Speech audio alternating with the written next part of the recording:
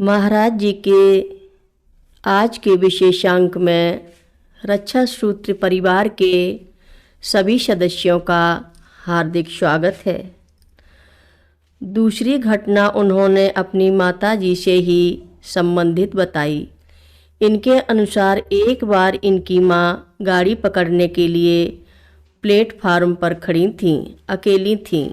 सामान कुछ अधिक ही था, कोई कुली आदि भी नहीं दिखाई पड़ता था। उनको भय था कि वे ट्रेन में कैसे चढ़ पाएंगी।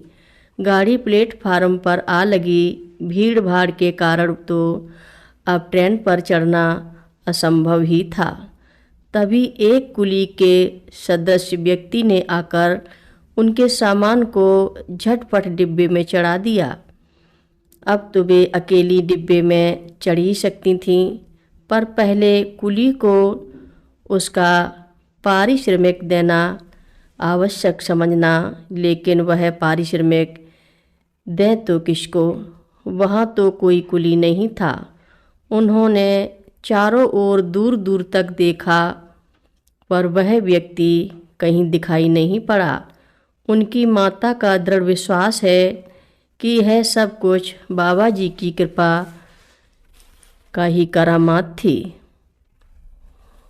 बाबा जी के यहाँ मैं जाऊं चाहे किसी बहाने, और मेरे साथ कोई चमत्कार नहीं घटे, ऐसा हो ही नहीं सकता है। इस बार भी ऐसा ही हुआ।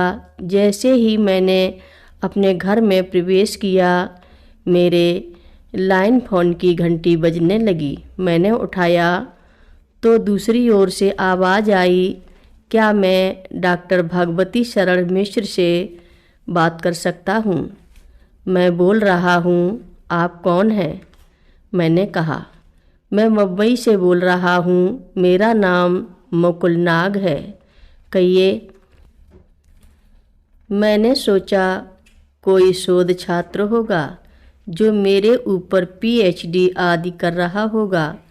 ऐसे फ़ोन मुझको पूरे देश से आते ही रहते हैं। मैंने अभी आपकी पुस्तक देख कबीरा रोया समाप्त की है। यह पुस्तक मुझे इतनी अच्छी लगी कि मैं वर्णन करने में असमर्थ हूँ।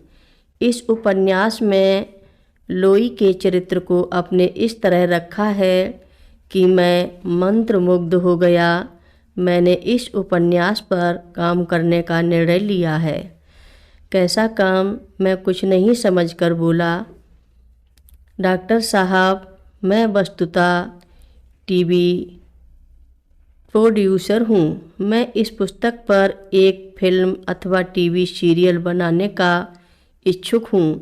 मैंने इस क्षेत्र में बहुत कार्य किया है। हाल ही में रामकृष्ण परमहंस पर मेरी टेलीफिल्म बहुत लोकप्रिय हुई। उस व्यक्ति ने अपने संबंध में और कई बातें बताईं, अर्थात अपने दीर्घ अनुभव की गाथा कही। मुझे अनुमति देने में क्या आपत्ति थी? आप सहर्ष इस पुस्तक का उपयोग इस कार्य के लिए कर सकते हैं, मैंने कहा। मैं इस संबंध में आपसे मिलना भी चाहता हूँ। मैं आपको उचित पारिश्रमिक दूंगा और जो कहूँगा उसे अवश्य पूर्ण करूँगा। आप कब मिलने का समय दे रहे हैं? आप अपनी सुविधा के अनुसार कभी भी मिल सकते हैं। मैं तो लेखन कार्य में लगे रहने के कारण घर में ही रहता हूँ, कभी कभार ही बाहर जाता हूँ। मैं रिजर्वेशन कराकर आपको सूचित करूँगा। श्री नाग बोले। आपका स्वागत है, मैंने कहा। श्री नाग की बातों से मैं प्रभावित हुआ। यह बाबा जी की ही कृपा है कि पहले पहल मेरी किसी उपन्यास पर कार्य होने जा रहा है। आगे जो भी घटना घटेगी बाबा जी की कृपा से अवश्य मेरे अनुकूल होगी। ऐसा होते ही मैं पाठकों को अवश्य सूचित करूँगा।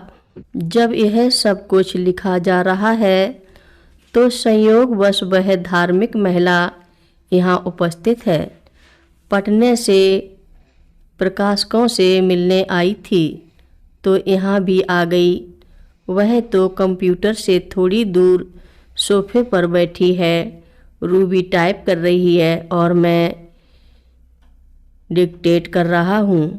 वह महिला बोल पड़ती है कि बाबा जी ने जिन बंदरों के संबंध में बात हुई वे तो यहाँ भी उपस्थित हो गए।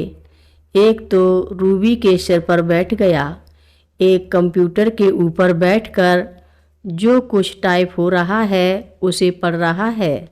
बाद में जब टाइप का काम रुका और मैं अपनी जगह से उठकर एक दूसरी कुर्सी पर बैठा तो उन्होंने कहा कि लीजिए, एक बंदर आपके सिर पर बैठ गया।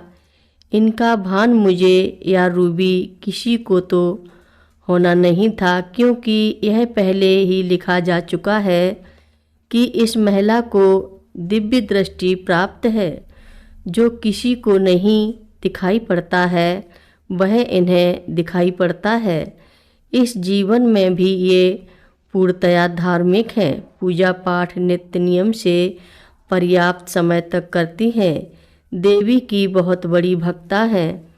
आरा की आरण्य देवी का मंदिर इनके यहाँ से कोई 60 किलोमीटर की दूरी पे है। देवी बहुत जागृत हैं।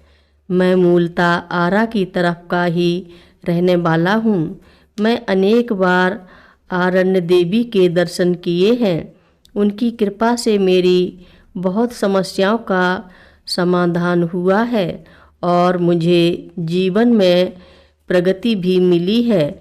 आरण्य देवी के प्रति इनके पूर्वजों के समय से ही परिवार में श्रद्धा भाव है। वे स्वयं प्रायः देवी के दर्शन को जाया करती हैं। अब तो अपनी गाड़ी हो गई, पहले नहीं भी थी तो किराए पर टैक्सी करके जाया करती थीं।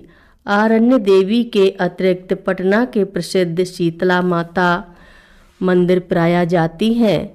पटना में एक शक्तिपीठ है जिसकी देवी बड़ी पटना देवी के नाम से जानी जाती हैं। कथा लंबी है। आगे की कथा सभी भक्तों को अगले भाग में सुनाएंगे। महाराज जी की कथा सुनने के लिए सभी भक्तों का धन्यवाद।